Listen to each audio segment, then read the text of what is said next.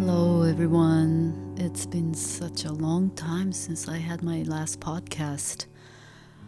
For those who are new to this podcast and new to my YouTube channel, most of my previous podcasts were in Japanese, except for the podcast number 9, and the title for that episode was Deep Listening. So you can check that out. And also recently I've been posting some cover songs and my original music videos on this channel. So the channel is called Aiko Shimada Music and Beyond. And the beyond part can be podcasts like this, but can also be something like a miso making video, which I'm planning to post soon. I actually made that video last year, but I'm going to try to post it on my channel. So today there's something I really want to talk about. So instead of working on a music video, I decided to do this. I wanted to talk about my recent experience of watching a documentary film called Mighty Ira. Ira, like a person's name, IRA, that came out in 2021, and that's just a year ago. I had never heard of this film for some reason, but I was listening to one of Joe Rogan's interviews with the former head of ACLU, American Civil Liberty Union, and as I wanted to know more about this man, I ran into this documentary film. I know Joe Rogan has been the topic of many conversations these days on the news, but I actually have personally enjoyed many of his podcasts in the past. The podcast number 1595 is the interview with the former head of ACLU, Ira Glasser. So I highly recommend that you listen to this interview if you can. I believe you can watch this full interview on YouTube, but if not, you can go to Spotify. Just enter Joe Rogan number 1595, or you can just search Joe Rogan, Ira Glasser, Glasser. Ira, I don't know how old he is right now, but he has grown older and he takes time, speaking. So I ended up listening to a faster speed, like 1.25. It was a little less than 2 hours, maybe an hour and 45 minutes or something like that, just so you know how long the interview was. So I have to say I was deeply moved by this interview, and I also enjoy the documentary quite a bit. I had lots of thoughts and feelings coming up afterwards, listening to this conversation and watching the film. What moved me the most is Ira's conviction that the First Amendment, no matter what, had to be protected. I guess I knew the freedom of speech was important, but I also felt pretty confused about it, especially when it came to the rights of neo-Nazis or any other organizations who promoted racism, bigotry, sexism, and all of that. So to explain my confusion, ambivalence, let me go back to where I was back in the 80s. I had just come to the United States in, I want to say 82, but I think maybe it was 83, after graduating from high school in Tokyo, and came to Oregon to study at Oregon State University. And the first year I just studied English so that I learned how to speak. Then I went to graduate school. Then I moved to get master's, all at the same school, Oregon State. It was this little cute town called Corvallis, beautiful town. And I was, coming from Tokyo, I was so shocked to see how few people there were. Because, wherever I went, I just saw few people walking around. That's very unlike Tokyo. And that was so different, but I also really liked it. It made me feel calm, I guess. Then a few years went by. I was in an undergraduate program, and I started to be aware of the fact that the racial inequality still existed in this country. Coming from Japan, I was completely oblivious, I guess, and I assumed that racism was of the past.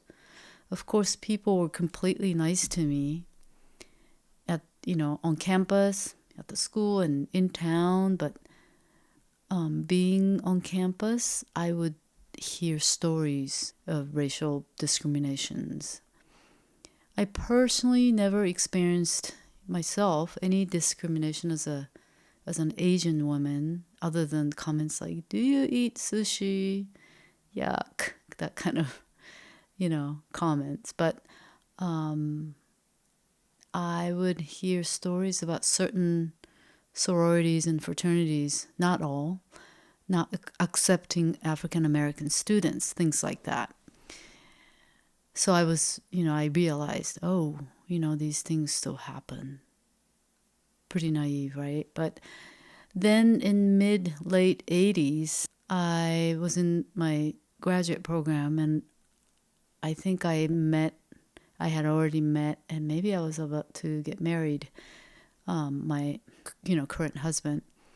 I encountered these flyers in town posted here and there saying that racially mixed marriage was bad, and I saw that these flyers were made up by local white supremacists. Well, actually, to be more precise, the group was from a neighboring town in Albany, another small town.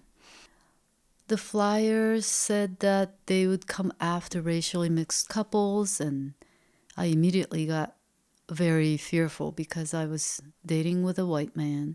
I don't think we were married at the time, but we were definitely a racially mixed couple. And I remember the physical sensations I felt in my body when I saw the flyer. It was not just in my mind that I felt fearful, but it was a physical thing, right? As if I remembered something of my past, or my ancestors' past, or my past lives, if you even believe in that. It was this old feeling, whatever it was. And I had thoughts like, oh my gosh, I wonder if they can hurt me or my partner. What if they find out where we live, and, would they come after me? Or I wondered if the police would take these flyers down and find out who did it and try to make sure to, shut this group down. That's when I first learned about the freedom of speech and First Amendment. It's like, what? These people are allowed to say that interracial marriage was wrong? I was kind of like, I can't believe that. Of course, I learned that although they were allowed to say what they believed, they were not protected under the law to threat others. In this case, that they would come after the racially mixed couples. But you can imagine how scared I felt. And I vaguely remember hearing stories of ACLU protecting the rights of KKK or neo-Nazis to march and give their speeches, and could not even understand why something like that was allowed. That was in my early and mid-20s, or even late 20s. So that was my backstory. And where am I now? I think I am with Ira, especially after watching the film and listening to his conversation with Joe Rogan. So in the film, Mighty Ira, that's the name of the documentary film I mentioned earlier. So Susan Bro, the mother of Heather Heyer, she's the one who was killed in the Unite the Right rally in Charlottetown, Virginia in 2017. So Heather was a civil rights activist and was killed by a guy who rammed his car into the crowd, right? And Susan, the mother, she was on a TV show, and the interviewer asked her a hard question. He said, well, this is a really hard question. Do you still believe in free speech? She said yes. She still believed in freedom of speech after her daughter was killed. And she explained that the freedom of speech should not be taken away because once it's taken away, someone has to decide who can or cannot say what. And that person or the group of people can be replaced with another person or group. And suddenly we might lose the right to our free speech. This is also Ira's message. So no matter how much you hate someone's opinions, views, and their beliefs, we have to protect freedom of speech. And of course, this is completely different from the behavior or conduct inspired by the speech. That's the line we draw, right? What's gonna say? So Ira Glasser, he was and is both Democrat and Jewish himself. And he despised the idea of any, white supremacist view. So to have to defend the neo-Nazi speech and march, that must have been beyond hard, I would think. I mean, can you imagine being Jewish and having to defend the rights of neo-Nazis?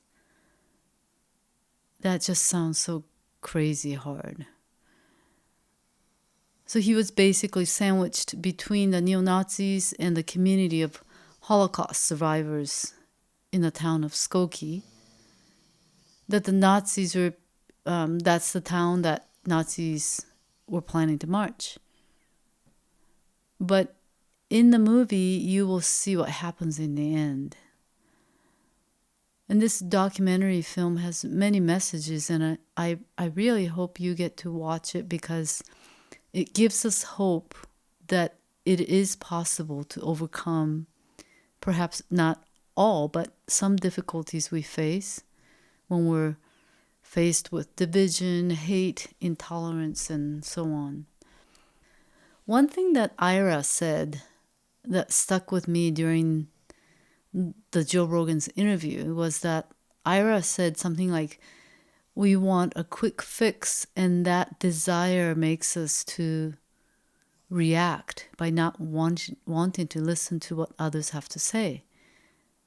Okay, I can't remember the exact words, but if we hear something we don't want to hear, we immediately avoid it or shoot it down and react with anger, frustration, and fear.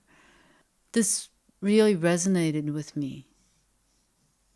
And that's what most of us do. We all notice this kind of reaction of ourselves, right? Especially during this pandemic we've been in for a few years. We don't understand why people think the ways that they do. Mask, no mask, vaccine mandate or no mandate.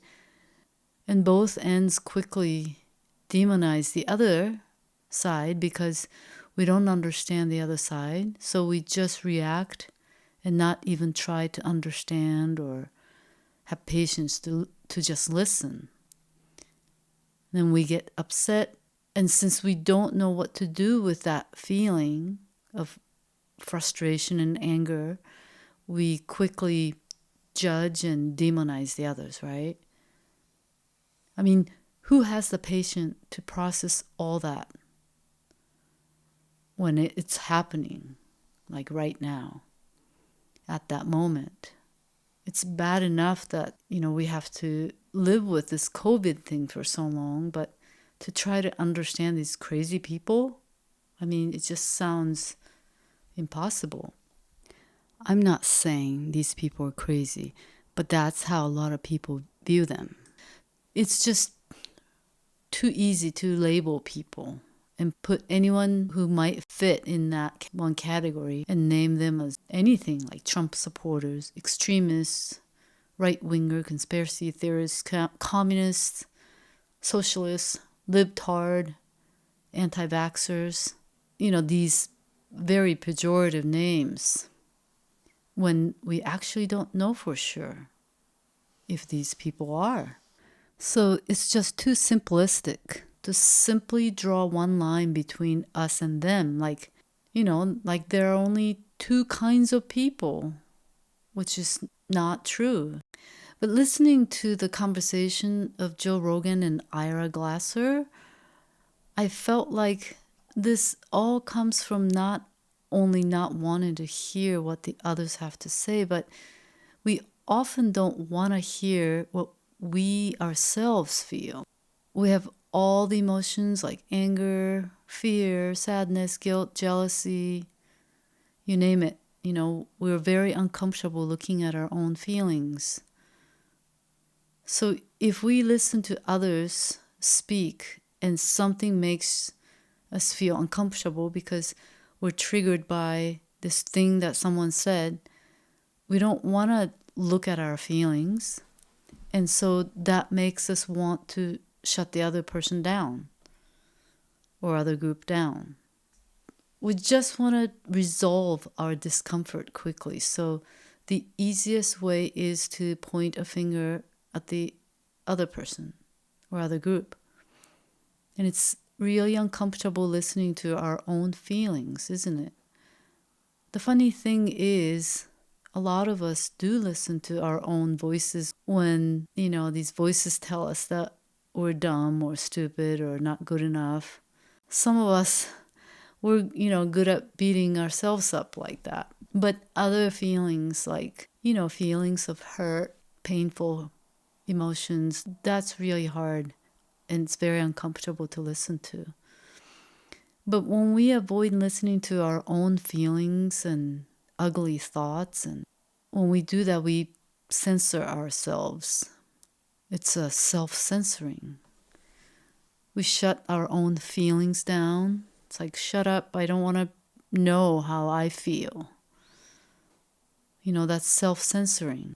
And we self-censor ourselves by pushing our feelings back down in our basement because it's so uncomfortable. We also censor ourselves because we're afraid to say what we want to say, especially in this cancel culture. We're very scared of opening our mouths. We don't feel safe even if we want to be heard, even if we want to say something. I remember when I first came to this country, somebody asked me, so are you a Republican or Democrat? And I just kind of looked at her going, I don't know.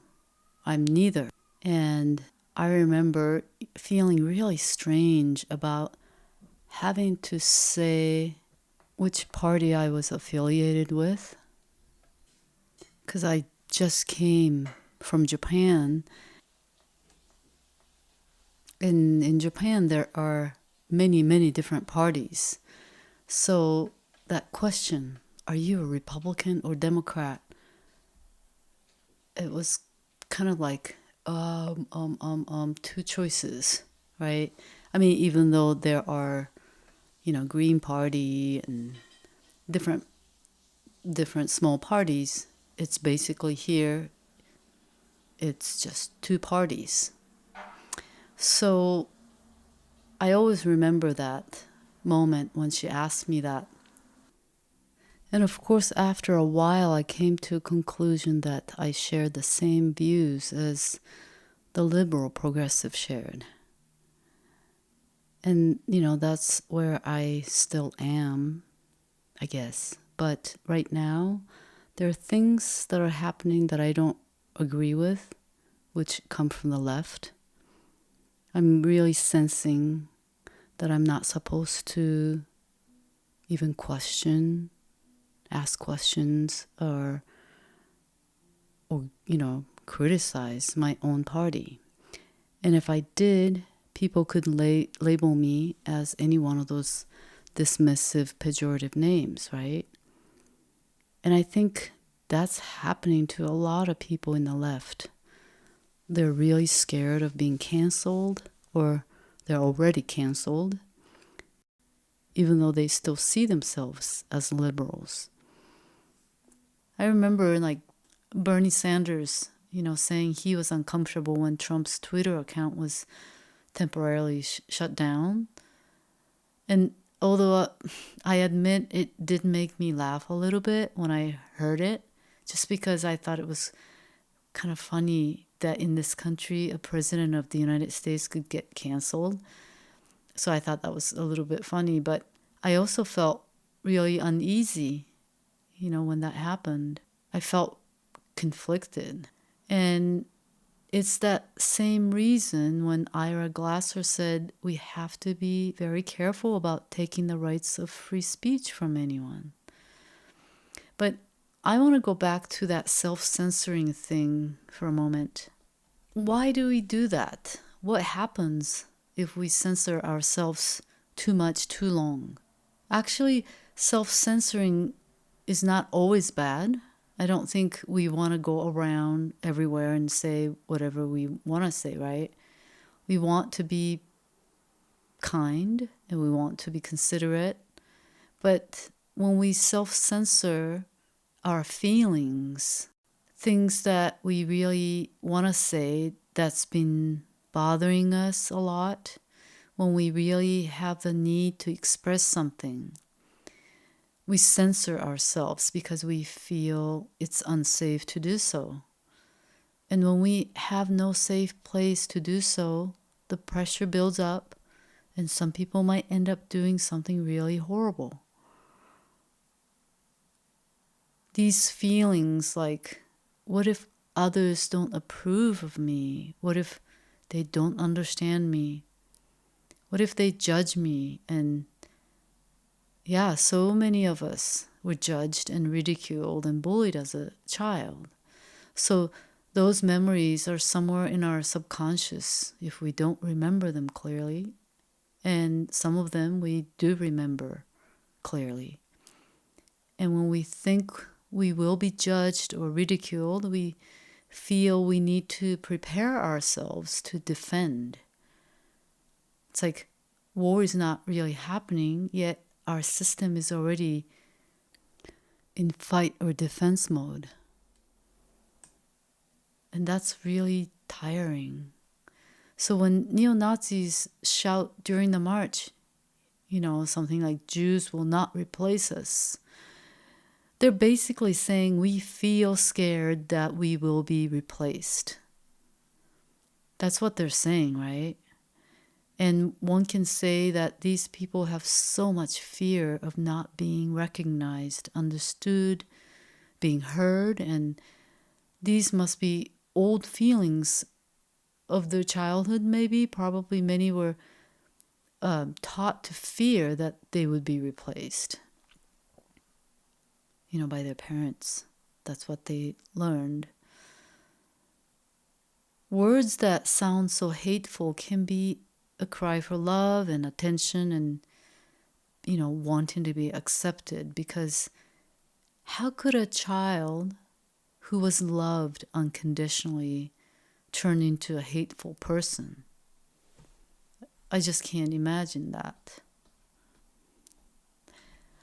So I mentioned at the beginning of the podcast that I had an old podcast episode called Deep Listening. And I forgot to mention, but my friend Aisha and I had just started a podcast series called Deep Listening. That's going to be the YouTube channel name, Deep Listening. And the very first one will be posted soon, maybe in a week or so. By the time I post this, maybe our new podcast by Aisha and I, that might be posted. But this deep listening thing could be the answer, I think.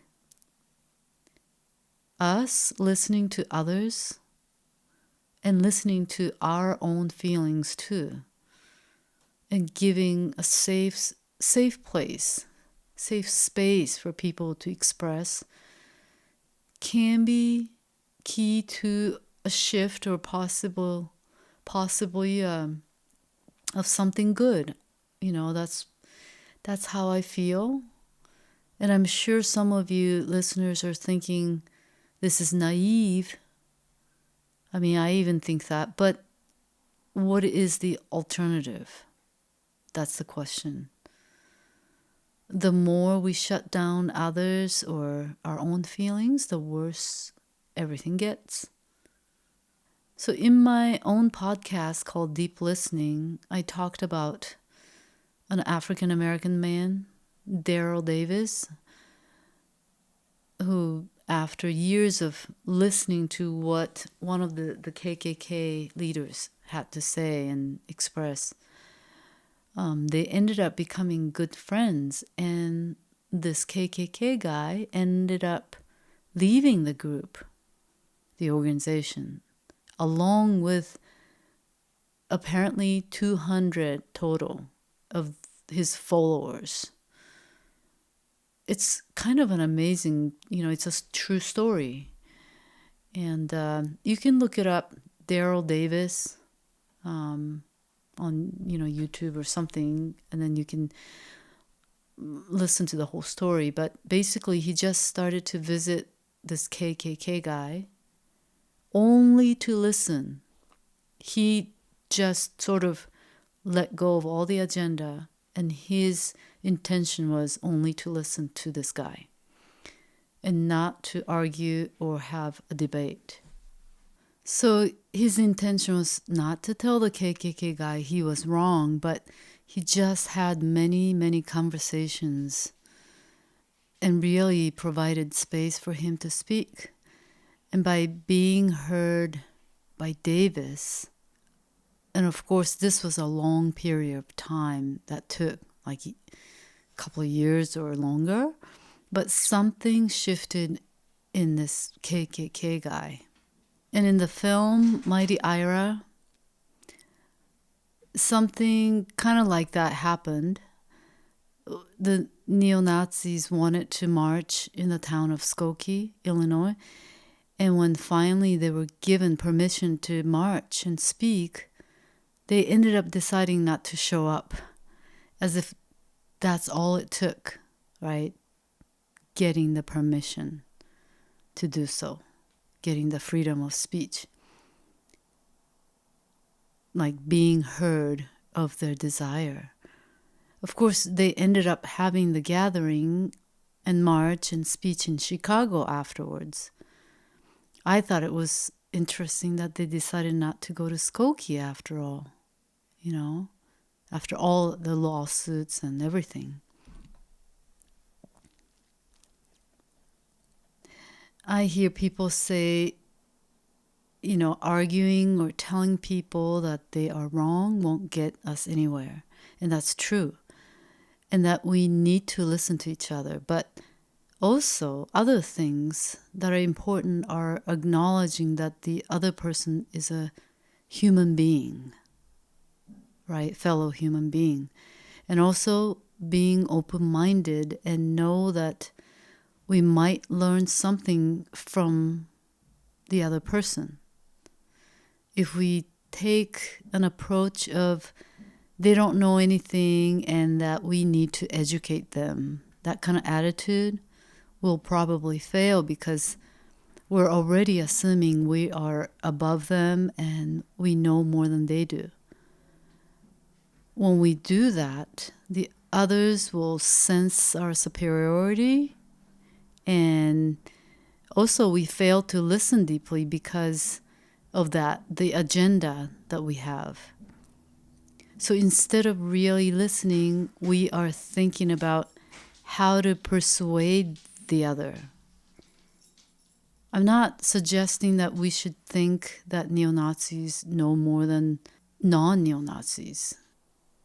I'm just saying that being open can bring new insight and information in general. We may learn something that we never realized from the conversation itself. Our choices are either to listen and perhaps learn something new that we didn't know before, or not listen and shut it down, right? Also, we're free not to choose to listen. If what someone is saying is offensive, we have choice not to listen. Just as when a part of our brain keeps saying to ourselves that we're stupid, dumb, not good enough, a failure, we're free to say, hey, brain, I refuse to hear you. I do not want to engage. So anyway, after hearing that talk by Ira Glasser, I realized again, for the 100th time, that giving the right to speak to anyone is really the first step, and the step we cannot skip if we want any change. Reacting and shutting the other down will get us really nowhere. And that everybody wants to be heard. Many of the people who have done really, really bad things, like hurting and killing people, a bunch of people, they were perhaps not heard and loved unconditionally as children. And even some of us who have not done something that horrible, we all relate to that feeling of being shut down and not being heard. So it's a huge task, but I feel like I'm on a journey of learning to listen, practicing whenever, wherever I can. I can't do it all the time successfully, but the raw materials are everywhere. And we will never run out of situations to practice listening, right?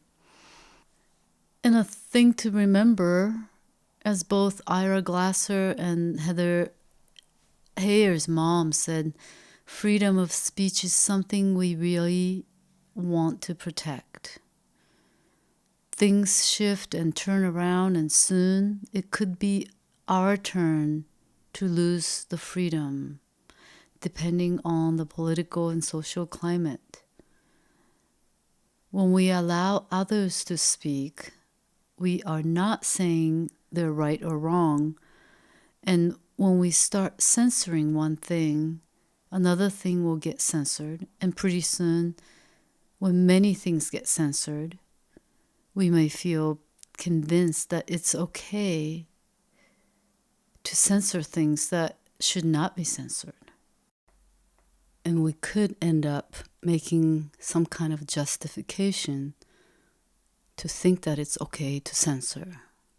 So we really have to ask this difficult question. Am I wanting to censor this because I don't want to hear this? And that might not be the good reason. If you ask that question honestly, then I think an answer would come. But I think we have to be very honest about our answer, because when we don't want to hear something, when we want to ignore or avoid something because it's making us angry or fearful, we could be justifying that censoring something is okay. Another thing to point out is that when people want to censor something, they might not know completely what the other person is saying. They just assume that the other person is saying this or that. But so many people don't actually try to understand Like, for example, something that somebody said in the podcast. And if that podcast was a 3-hour podcast or something, how many people are willing to sit and listen to the whole thing open-mindedly? I think most people just hear what one news source or another is saying, kind of like 10-second summary of it. And I don't think that's fair if you think something should be censored. I think it's very important that you sit with something with an open mind and then determine for yourself. But it requires deep listening if you really want to see what the other person is trying to say. Recently, Ira Glasser spoke against current ACLU, saying that they're failing to defend free speech by cherry-picking cases that don't offend or threaten other civil liberties. He says, before they're going to defend your free speech, they want to see what you say. And then he says, the organization has become more of a political partisan. And the problem is there isn't another ACLU. And if there isn't somebody who's prepared to defend what you say, then the government gets to decide who can speak. And that's the most dangerous thing of all. That's what he says. And to my mind, that's already happened and is happening. So this is something we have to sit and really contemplate. Where do we draw the line if we decide that censorship is justified? And so I'm sure there are many opinions out there about all of this. I don't know what you, the listeners, think about all this. Maybe you have different opinions, and that's good too. But I feel good speaking about this because I've been really thinking about it and feel good not to self-censor what I feel strongly about. It's not an easy thing. I hope that some people had a chance to listen to this podcast, and if you feel it's worth sharing with others, please do. I think I will get back to making my music videos now that I got this thing off my chest. I'm working on a few projects right now, so please come back to the channel another time. And before I say goodbye, other than recommending the interview of Ira Glasser and the documentary film Mighty Ira, I'm reading this great book called Brave Talk. If you feel you are at an impasse with friends and family or a group of people, anyone really, please check out this book, Brave Talk, Building Resilient Relationships in the Face of Conflict, by Melody Stanford Martin. I will post links to all of these, the interview, the film, and the book. Thank you so much for listening, and I might do another podcast in the future if something comes up. So meanwhile, don't forget to subscribe to my channel and enjoy my sharing of music and music videos. I will leave you with one of my original songs called Loneliness.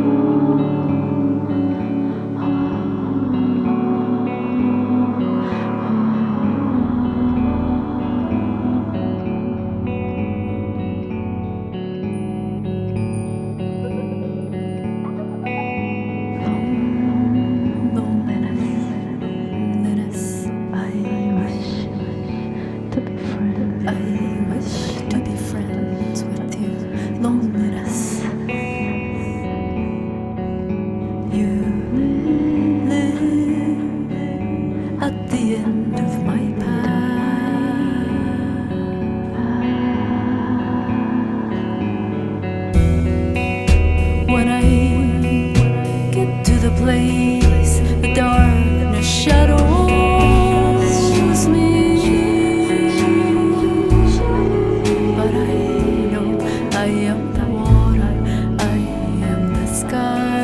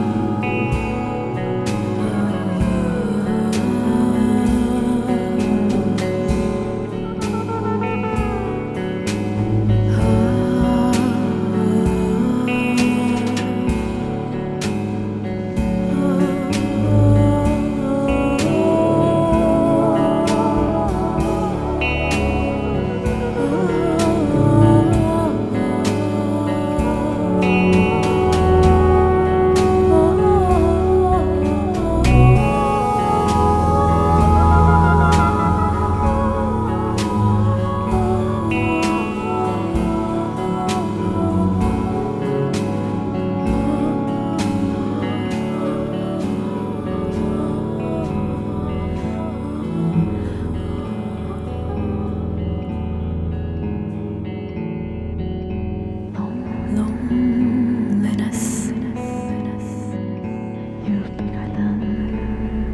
you're bigger than anything I know. Loneliness,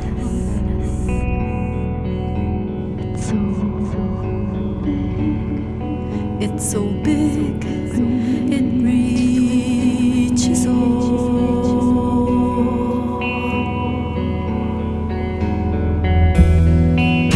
When I get to the place, the darkness shadows me. But I know you are the hand that pushes the door.